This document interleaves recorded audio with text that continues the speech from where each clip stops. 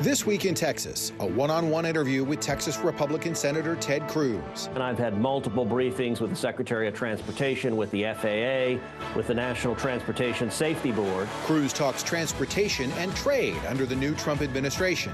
I think getting Canada and Mexico to assist and actively participate is good for Texas and good for America. Also, a new survey reveals how Texans feel about the 2024 elections, voting, and government. There is essentially skepticism that the government's doing what's right. Plus, our political insiders join us for our roundtable discussion this week in Texas.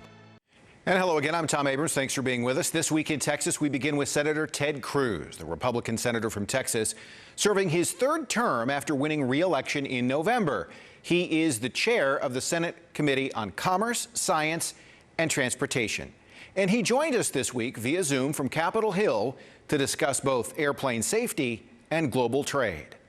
So let's start by talking about transportation. Aviation and air safety certainly at the top of the news these last couple of weeks. What can you tell the American people about the safety of commercial air travel? Well, look, air travel continues to be the safest way to travel. You are still statistically more likely, significantly more likely to be killed driving to the airport than you are on an airplane. That being said, we saw just days ago the horrific crash that occurred in D.C.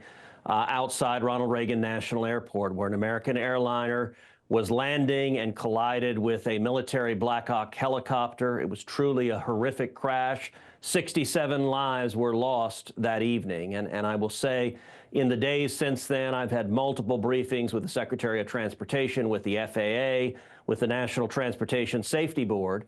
Anytime there is an aviation accident, and especially anytime there is a loss of life, the NTSB engages in a careful and systematic investigation. That investigation is ongoing, and that investigation, by design, is driven by the evidence to understand what exactly happened. It is obvious that there were one or multiple catastrophic mistakes that happened that evening that led to that horrific accident. And so we need to follow that investigation and assess what changes need to occur to minimize the risk of another accident like this happening. And that's exactly what I'm focused on doing. There have also been a number of near accidents on runways and taxiways across the country in recent months. What needs to happen from your own perspective and from the information you're gathering to ensure that those sorts of things don't happen? Well, last year, Congress passed historic legislation that I authored, the FAA reauthorization bill, that invested $110 billion in improving aviation safety, in directing the FAA to hire the maximum number of air traffic controllers, in directing the FAA to implement technology on runways to avoid near misses and avoid collisions. We saw at Austin's Bergstrom Airport, for example, we saw one plane almost land on top of the other, a near miss that could have killed over 100 people in Austin. And so we need to invest in technology. We also need to modernize our air traffic control system.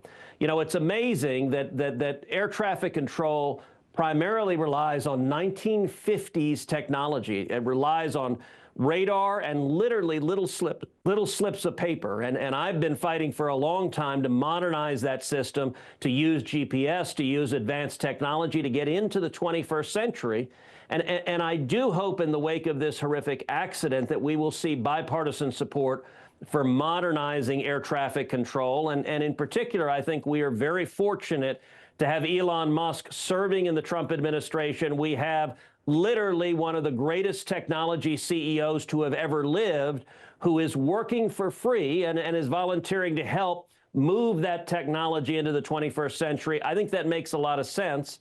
I will say also, looking at this accident in D.C., there are policy questions that need to be asked. So, for example, when I last met with the FAA and the NTSB, I asked the FAA to engage in a systematic study about helicopter traffic routes and how many of them are currently near heavily trafficked airports where you have commercial airlines coming in and out.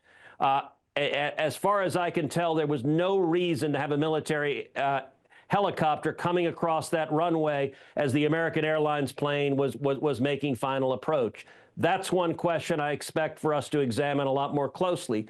Additionally, the Black Hawk helicopter had a very important safety system called ADS-B out, which is more advanced technology to give your location to other aircraft and to give your location to air traffic control.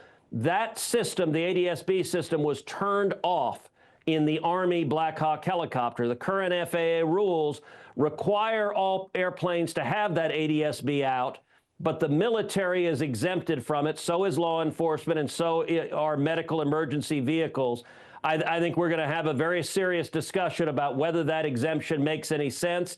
In this instance, it wasn't a top secret flight. It was a routine training mission, and it's clear to me that system should have been turned on. We might have prevented this accident if it had been turned on. You mentioned Elon Musk. He's been systematically going agency by agency, making what he determines to be financially responsible cuts to those agencies. The president has indicated he wants him to go to more agencies. Are there cuts to be made in transportation, or is that one place where you see the need for more money, given the issues with air traffic controllers and technology?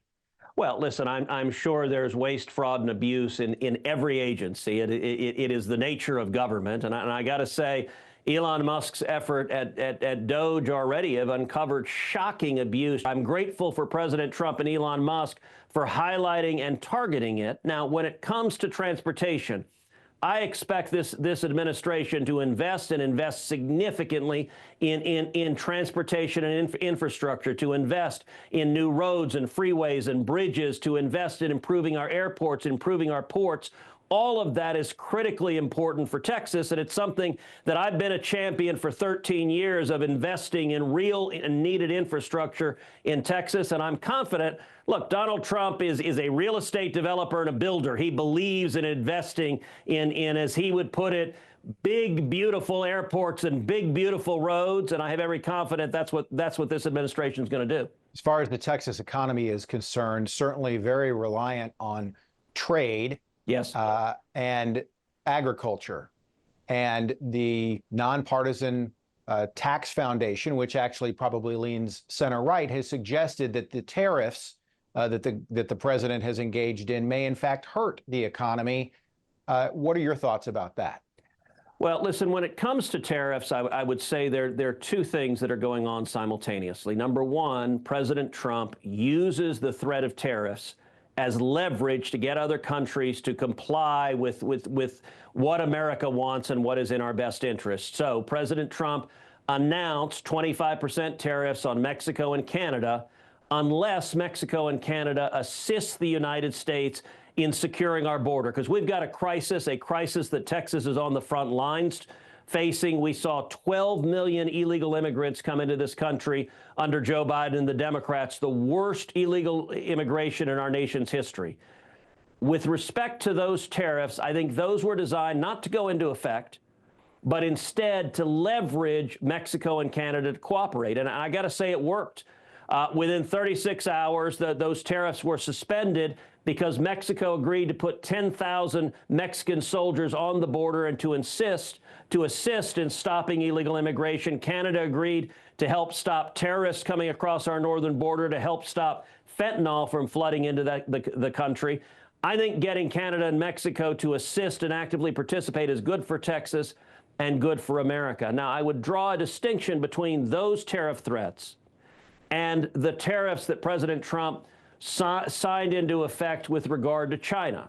Listen, it's clear President Trump believes in tariffs. He wants more tariffs. I think at the end of 4 years, we are going to see higher U.S. tariffs than we have now. And with respect to China in particular, I think that makes a lot of sense, that China is the greatest geopolitical threat the United States faces over the next 100 years.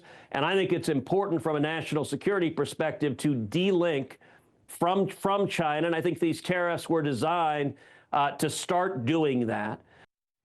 Thanks to Senator Ted Cruz. When we come back, we have the results of a new survey that reveals Texans' feelings about the 2024 election, voting, and government at the local, state, and federal levels.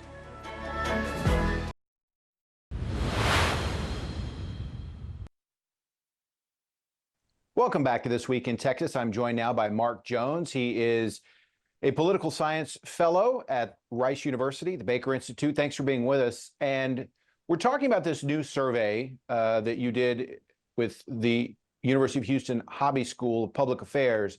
And it takes a look at how Texans feel after the last election. What stood out to you most? Well, one, when we saw how Texans felt about how the elections were run and administered, it was very positive. That is, Texans, by and large, believe that election officials at the county level and the state level in particular did a very good job running and administering the elections. At the federal level, there was a little more skepticism, but still it was relatively positive. So overall, it's a very positive evaluation of how the elections were run. No real complaints in a major way. We also, though, saw when we asked about trust in the different levels of government to do what's right most of the time, less than a third of Texans believe that the federal government, the state government, their county government, their city government, and their ISDs are going to do what's right most of the time. Which is interesting because a majority of Texans like who's in charge, even if they don't necessarily trust the government. I guess this goes to the old saying that people hate Congress but love their congressman. That's right. Overall, there is essentially skepticism that the government's doing what's right. But if you look at, say, particularly Republicans in the Texas state government, they have a very positive view of both the state government as well as how things are going in Texas. On the other hand, Democrats have a little more negative view of how things are going in the Lone Star State. I'm also interested in the way people vote and the sentiments among Texans. A majority of Texans would like to see some additional options when it comes to registering to vote and actually casting a ballot. Right. So Texas is one of the few states in the country that doesn't allow online voter registration. That is where you can take care of all of your registration online. You don't have to print anything out or mail anything in. That has strong support among Texans. It's higher among Democrats, though, than Republicans. Texas is also in the minority of states that doesn't allow what's called universal no excuse absentee voting. That allows anyone to vote by mail for any reason. In Texas right now, only those 65 and older can do this. Once again, that's supported by a majority of Texans, but by far more Democrats than Republicans. We also, though, see very strong support for efforts by Republicans to require someone to be able to show proof of citizenship in order to be to register to vote. That is overwhelming support among Texans, including a large majority of Democrats. Now, when it comes to voting by mail in particular, there have been a lot of lawsuits related to voted by mail. Who can get not necessarily mail-in ballots, but even just the applications to mail in ballots has been the subject of lawsuits. So it's fascinating to me that at the government level, they don't want this, but a majority of Texans actually do. Right. So a majority of Texans want to see everybody have access to a mail ballot. But what they don't want to see, though, is the county governments mailing out hundreds of thousands of unsolicited applications to people out of a fear that that might result in fraud. So it's a nuanced view. That is, as Texans want to see safeguards, they don't want to see a mail ballot system that's open to fraud. But they do want people who decide that voting by mail is the most convenient thing for them to have that option. Right now, you only have that option if you're 65 or older. Anything else you'd like to add about the survey? One thing we've also found was that there's a legislation this session to ban taxpayer-funded lobbyists. That's kind of a loaded term. We used a more neutral term in the survey, but we found a large majority of Texans, both Republicans but also Democrats, don't want county governments, city governments, and local ISDs to use taxpayer money to hire lobbyists to then lobby on their behalf in Austin. Which is interesting because that was part of the debate last week when they talked about, at least in the Senate, when they talked about education savings accounts. Democrats wanted an amendment added to the bill to prevent that. It got voted down because they wanted it as a separate bill. Is it something you think has support in both the Senate and the House and will pass as a separate measure? It will pass, and that was more of a parliamentary trick in the last session. But we're going to see, I think, ban on taxpayer-funded lobbyists. It's going to pass out of the Senate relatively in March, or at least by March. and then it'll reach the House. And right now it died there last session, but Speaker Dustin Burrows, the new Republican speaker, has said he supports it. So we may actually see for the first time after many, many tries over the past several sessions among conservative Republicans, a ban on taxpayer-funded lobbying actually passed. Well, let's talk more about the survey with one of our political insiders. We're joined by strategist Otis Evigaru. Court Kenning not able to join us today. Let's talk about this survey and what it says. I'm struck most, I think, by the fact that most Texans don't necessarily like their government at any level. They don't trust it, but they like the people who are in charge. I guess that's typical, isn't it? Yeah, and I think that now with the advent of social media, technology, and some of these things, politics is more so much about the personality now, right? You see figures like Donald Trump, even Barack Obama. George W. Bush had a little bit of this towards the end, right? He's the person you get a beer with. Not so much representative of the American government, but him himself being able to get, being a person you can get beer with. It's the same thing with Greg Abbott, Dan Patrick. It's the polarization of politics now. You're seeing it not just in the state of Texas, but around the country, from Marjorie Taylor Greene to Alexandria Ocasio-Cortez, who's known as AOC, right? We start getting these nicknames. So it makes sense that the figure themselves are popular, the trust in government, not so much. Now, there were a lot of numbers in this survey. Yes, there was. They really looked at a lot of different aspects of voting and government. Did anything stand out to you in particular? Yeah, I think the most interesting thing that struck out to me was the fact that citizens in their counties trusted their elections.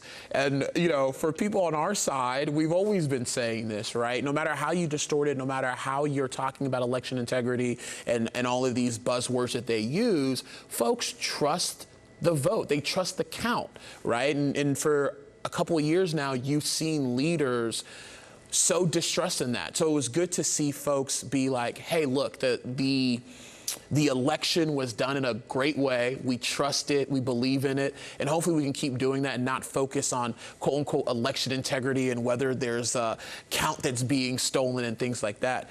And then you also saw that it seems like a large portion of Texans want citizenship to be required at the polling booth, which we do that already. You have to be a citizen to vote in the state, so in this country and in the state. So it's always kind of fascinating to see how those numbers get split and the cognitive dissonance that gets lost in all of this.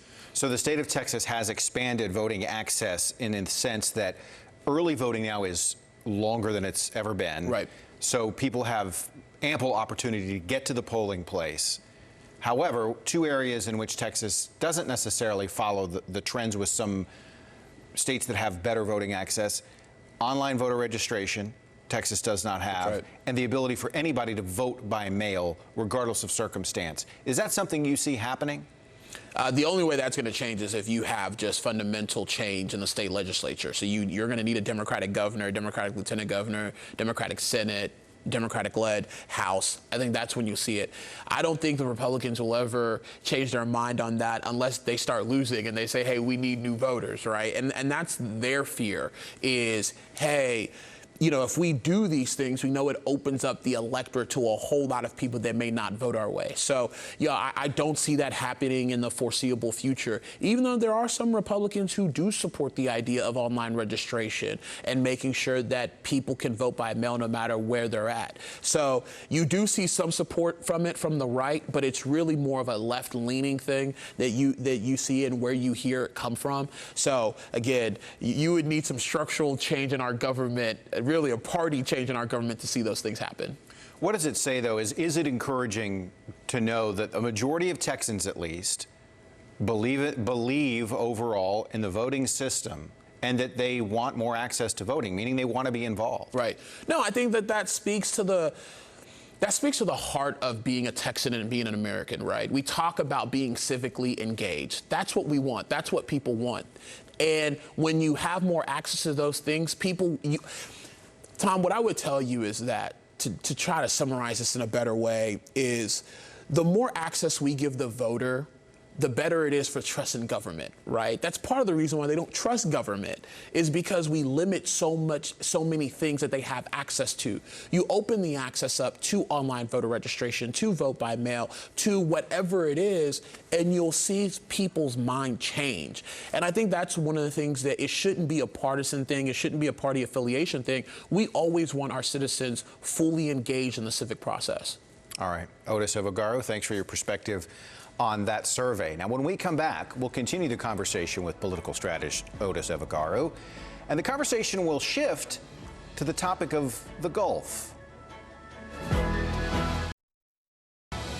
Welcome back to This Week in Texas. President Trump, while flying over the Gulf, signed an executive order renaming the Gulf of Mexico the Gulf of America. Google Maps then changed its designation. For more about the move and its significance, let's bring back our political insider, Otis Evagaro. Otis, I'm interested in your perspective on this in terms of renaming the Gulf of Mexico the Gulf of America. No, I think it's funny that the party that talks about, making sure that you are not being reassigned or regendered or renamed to anything. That's what we're doing now with the Gulf of Mexico, right? You're reassigning the name of the Gulf. I find it very funny, and I've seen these tweets and these memes of people mentioning that. Listen, I think it's a distraction away from what people really care about. People don't care if you rename the Gulf of Mexico to the Gulf of America. People are caring about the prices and inflation. They're caring about affordability. They're caring about all of these different things that are sitting on their kitchen table right now, trying to explain to their kids, hey, why maybe they can't play baseball this summer, or why they can't take this piano class. Changing the name to Gulf of America does nothing to that. And, that's one of the things that I'm always cautious about with someone like Trump, is don't get distracted, stay focused on the main thing. You see these videos of people now who are going to the supermarket and they talk about the price of eggs, right? Or the price of milk. They've gone up. I bet if you go talk to those folks and you say, hey, you know what we did this week? We changed the name of the Gulf. Many people will tell you, what are you talking about, first and foremost? And then if they do know what you're talking about, they're like, wait a minute, this is not what we voted for. So it's going to be very interesting, because this isn't going to be the first, second, or third time there's going to be some kind of distraction like this coming from the White House. And I do hope that people are paying attention, because, elections now seem like they come a lot faster than what they normally come at. And 2026 is going to be very interesting to see what people are paying attention to. They come faster just because we're getting older, Otis. That happens. Time speeds up. In all fairness, during his term in the White House, President Barack Obama renamed Mount McKinley Mount Denali. Yeah. And then President Trump changed it back to Mount McKinley. Presidents have the purview of doing that while they're in office over land that is in the United States. Your thoughts about that being something that any president does, whether it's Obama or Trump, changing a designation? Yeah, I think the difference, though, is that who's the one driving that change and the discourse of that conversation? Because I remember when President Barack Obama did that, and there was a little bit of discourse about it, but it wasn't the main driver of the message of the week that was coming from the White House. I mean, this is a deliberative act, and this isn't done out of spite. What Barack Obama did wasn't done out of spite. This is clearly done out of spite, right? You're trying to teach a lesson to Mexico by changing it back to the Gulf of America. Sure, it's going to be disguised and framed as this is us showing strength and taking it back, but really is to really show spite towards Mexico. And I think that that's what the difference is whether you're naming a battle carrier ship or whatever it is, the reframing and who you're trying to be inclusive with is what is the difference that you see. You saw that with Barack Obama. You've seen that with presidents before as well, too, when they name things. It's more so done to be an inclusive thing, not to exclude. And with Donald Trump renaming the Gulf of Mexico to Gulf of America, you can tell that it's done with some exclusionary purposes. Now, earlier in this program, we spoke with Senator Ted Cruz, and we talked about what Republicans have promised, that they really only have 2 years to accomplish much of what was on their agenda in terms of inflation and the price of everything, as well as some social issues. Do you see them accomplishing much of their agenda, whether it has to do with renaming Greenland or the Gulf or a mountain, or actually fixing economically what ails us at the moment? I think what you're going to see from this White House and this Congress is distractions, distractions, distractions. I think a great example of this is the executive order of birthright citizenship. It's plain as day. The 14th Amendment of the Constitution says, if you're born here, you're a citizen. No executive order can change that. Now, knock on wood, this Supreme Court, which has a conservative tendency, and I know I'm being nice, I'm sure some friends to my left would say, hey, be more aggressive in your tone in that. But you see where their trajectory is at, and you're hoping that there's a check on that. A federal judge said, hey, look, I can't believe there's lawyers even arguing about this because of what the Constitution says. So you're just going to see distractions, distractions, distractions, and hopefully those distractions send people to the polling booth and have them vote one way, particularly to the left, because I'm a Democratic strategist. Sure. Though, as we saw in the last election, the majority of Americans are leaning the other way right now. That's right. Some final thoughts when we come back. That's it for This Week in Texas. We certainly appreciate you being with us. You can stream all of our previous episodes on demand wherever you stream ABC 13 or by going to our website, abc13.com. Click at the top of the page to find the tab for our program.